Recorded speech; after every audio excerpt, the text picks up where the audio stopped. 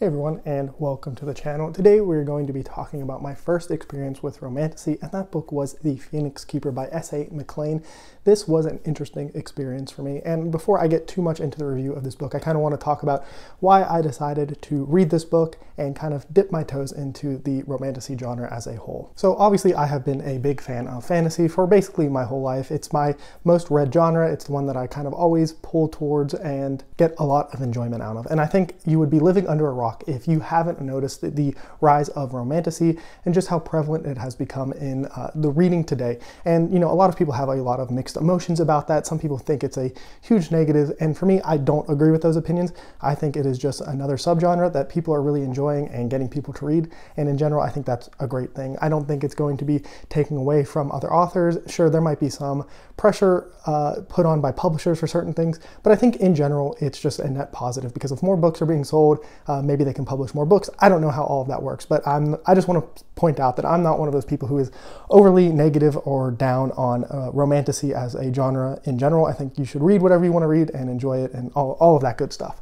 Now, why did I decide to finally dip my toes into it? One, I wanted to see what it was all about. I think it would be naive to just write off an entire subgenre of fantasy and say that it's not for me because maybe it's not marketed towards me, or in general, it is filling a niche that is not something I'm really a part of or reaching for in general. But that doesn't mean that that's the case. Also, as somebody who reviews books, I feel like it's important to be able to have somewhat of an understanding on subgenres inside of fantasy. I think it would be, frowned upon if I talked about fantasy but said I didn't like epic fantasy, so I didn't read any of them.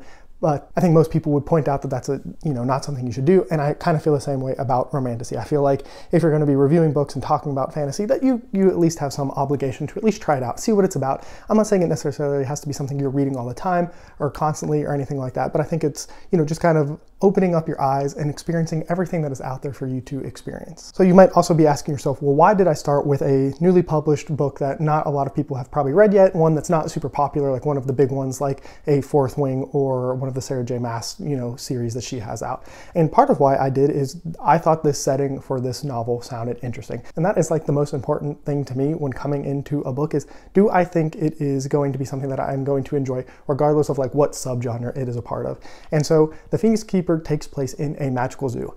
Fun fact about me, when I was first looking at colleges and how I actually picked my college is I originally wanted to go to school for zoology. And so I went to a school that had a zoology program, and that is not actually what I ended up doing. I ended up getting a computer science degree, but I have always loved animals and all of that. And so it was something that kind of spoke to me a little bit, and I felt like I would be able to at least relate to some of the characters in there if they're working at a zoo. Like my dream going into college was like working in Africa with lions or in a zoo with lions. Like that is what I wanted to do at that time. And so this was just one of those books that I really thought I would be able to connect with. And then obviously this is published as a Romantasy forward kind of book. I think on the tagline on the book is something like "Love never burned so bright" or something along those lines. So obviously I knew going into it that this was going to be a very, or I assumed it was going to be a pretty romance focused book. And that actually might be one of the problems I have with this is it is definitely a romance focused book. Like there's definitely angst and everything, but this felt like it was almost on a YA scale of some of the romance elements. And I guess I maybe was expecting, and this is, one of those things with expectations going in, that they're not always going to be correct. And I kind of came into this book expecting a little bit more like adult material, I guess. Not that I wanted it to be like overly explicit, but this is, I think if you're going to look at Romantasy on like a sliding scale of like super exploitative, this is on like the far other end of the scale of like warm, heartwarming, cozy fantasy romance. This is not an overly spicy book, I think is how a lot of people talk about the romance stuff. If we were gonna like rate this on a spicy level, I think it'd have to be like a 1 out of 10. Like the level of spice in here is very low. And I guess this is one of those preconceived notions I had about Romantasy, is that it was very spice heavy. And I kind of appreciate reading this book and just having my expectations kind of, blown away. And I should have known that, right? I should have known there was going to be a wide gambit of different levels of that and how much that was going to influence the story and everything. So I think I appreciate reading this book as a starting place. Now, let me talk a little bit about the Phoenix Keeper as an individual book. I've kind of been talking about Romantasy as a whole so far. So, like I said, this takes place in a magical zoo. We have the head Phoenix Keeper, and her dream has always been to work with phoenixes and kind of revitalize them into the environment that's an endangered species in this world. And one thing I enjoyed about this book is it was kind of a blend of a modern day kind of culture, very Earth-like, but also at the same time you have these dragons, griffins, phoenixes, unicorns, all these kinds of magical creatures mixed together. Some people use them as pets, or not use them as pets, have them as pets. Some of them are used just like animals are used in the real world. Their byproducts are used as part of like everyday life and everything. So I found like the setting and everything to be really well done and just kind of like an easy thing to get into and accept and just kind of a fun place to be. It did kind of feel just like any kind of zoo, except that we were dealing with magical animals. I will say I didn't really love any of the characters here, and this might be part of my problem with this book overall. I don't know if I said yet, but I like this book. I gave it a 3-star rating. I think it's good and everything, but I didn't really get too attached to any of the characters. I think they are okay. Once again, this felt very rom-com-y, and so I think that was maybe part of, I don't want to say problem, but it was just one of those obstacles that personally I couldn't get over. It was hard to take anything overly serious because of the way this book was structured. It's very lighthearted. Like I said, very, very cozy. And I think that's the point of this book. Like if you're somebody who's looking for this, like this is going to be right up your alley. Warm, lighthearted, nothing too crazy happens.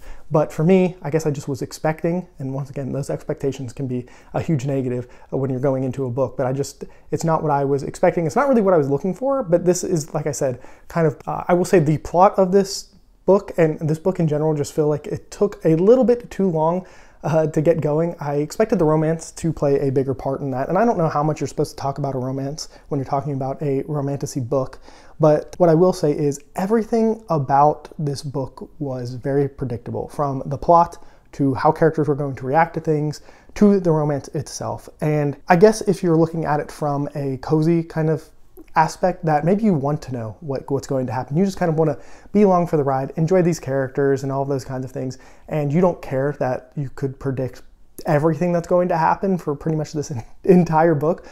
For me, that wasn't necessarily a huge negative, but it was just one of those things where I was at multiple points in this book like, man, I already know what's going to happen at the end of this book. What's the point of reading it a little bit? Now, I don't DNF books, and I am glad that I finished it because it is kind of an adorable book there at the end.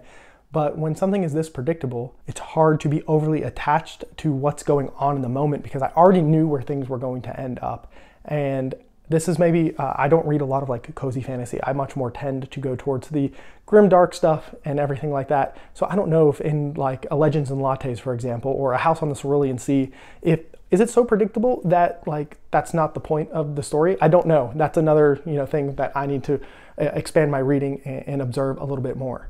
But like I said, this book, very predictable, very adorable, very cute. And what I will say is I don't know who this book is marketed towards, is this supposed to be a YA kind of book? Is this aimed at adults in general? Because this is something I think I would let like my 12-year-old daughter read, right? Like that's the level of stuff that's going on in this book. So while I did have a good time with it, I don't think this was necessarily the best representation for romantasy as a whole, which looking at it now, that was a naive thing to think about at all in general. Like imagine if you only read Mistborn or the Dresden Files, and that's what you thought all of fantasy was like. That's basically what I was doing with Romantasy in this book. I just expected this to answer all of my questions. And I guess what I'm saying is it didn't do that. And going forward, I'm pretty sure I'm going to read Fourth Wing with my girlfriend, and that's going to kind of open that door a little bit more. And so in general, I think I'm going to be sprinkling just a little bit of the subgenre here and there because it is so popular. And I want to see, if it is something that I'll like. And I think it's totally possible. There are other books that have romance in it that the romance has been some of my favorite part of the book. So I'm hopeful that maybe there's some series out there that I will really end up enjoying. But please let me know your thoughts about Romantasy as a whole. I would love any recommendations or anything like that. If there's some books that you think somebody who's super new to it should read, preferably if we can stay away from series. I'm not trying, I want to be able to experience a lot of different things. So I don't know if there's a lot of standalones or anything in this book or in this genre, but I would definitely be more open to reading standalones just because I want to get a wide variety of stuff that's going on out there. And if you jump into long series, that it kind of pigeonholes you into stuff. But I would also like to know if you have read The Phoenix Keeper, if you're thinking about reading it. I'd love to chat with you down below in the comments and all of that. But that's all for me, and as always, have a good one.